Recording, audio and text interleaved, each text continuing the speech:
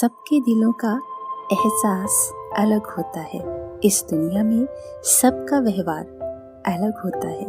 आंखें तो सबकी एक जैसी होती हैं, पर सबका देखने का अंदाज अलग होता है। लिसन कहानियाँ में आप सबका एक बार फिर से बहुत बहुत स्वागत है। मैं हूँ आकांक्षा और लेकर आई हूँ आप सबके लिए एक बिल्कुल नई कहानी जिसका नाम है भक्ति यानी डिवोशन। ये कहानी एक लड़की और उसके पिता की है। उस लड़की के पिता बहुत बीमार थे, इतने बीमार कि वो पलंग से उठ भी नहीं पाते थे। वो लड़की अपने पिता का बहुत ध्यान रखती थी, पर उसे नौकरी के लिए घर से बाहर जाना पड़ता था। एक बार वो एक बहुत ही बड़े संत से मिली। उसने उन संत से अपने घर आने के लिए कहा। वो चाहती थी कि उसके पिता उस संत से मिले।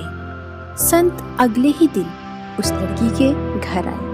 उन्होंने देखा कि उसके पिता पलंग पर लेटे हैं और उनके बगल में एक खाली कुर्सी रखी है। संत को लगा कि ये कुर्सी उनके लिए ही रखी गई है। संत बोले, लगता है कि आप मेरी ही राह देख रहे थे। पिता बोले, नहीं तो आप कौन हैं? संत ने अपना परिचय दिया और कहा, मुझे लगा कि ये खाली कुर्सी मेरे लिए है। पिता ने संत से कहा कि इस कुर्सी के बारे में मैंने आज तक किसी को भी कुछ नहीं बताया, पर आज आपको मैं इस खाली कुर्सी के बारे में बताता हूँ। कई साल पहले मेरे एक दोस्त ने मुझे कहा था कि ईश्वर इन मूर्तियों में नहीं, हमारे विश्वास में है।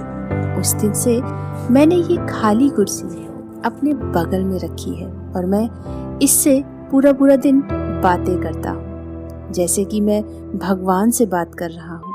मैंने कभी भी किसी के सामने इस खाली कुर्सी से बात नहीं की, वरना लोग मुझे पागल समझेंगे। संत ने उस व्यक्ति की बात ध्यान से सुनी और कहा कि बहुत अच्छी बात है। संत ने उस व्यक्ति की बात को ध्यान से सुना और फिर वो वहां से चले गए। इसके बाद संत 2 दिन के लिए शहर से बाहर चले गए। जब वो वापस आए तो संत ने उस लड़की से उसके पिता का हाल पूछा।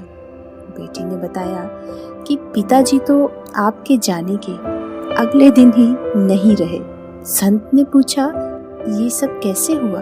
बेटी ने बताया कि मैं रोज की तरह काम पर जा रही थी, तो पिताजी ने मुझे बुलाया और मेरे चेहरे पर अपना हाथ फेरा, फिर मैं चली गई। जब मैं लौट कर आई तो देखा पिताजी जा चुके थे। पर एक अजीब सी बात जो मैंने देखी वो ये कि पिताजी के पास रखी खाली कुर्सी पर पिताजी इस प्रकार सर रखे हुए थे जैसे कि किसी की गोद में सर रखे हैं। उनके चेहरे पर एक अजीब सी शांति और चमक थी। इतना सुनकर वो संत रो गए और उन्होंने सिर्फ इतना ही कहा कि काश मैं भी इसी तरह इस दुनिया से जाऊं। अगर आप भक्ति के मार्ग पर हैं तो आपको मार्ग पता ना होने पर भी आप किनारे पर पहुंच ही जाएंगे। जब तक आप स्वयं पर विश्वास नहीं करते तब तक आप पर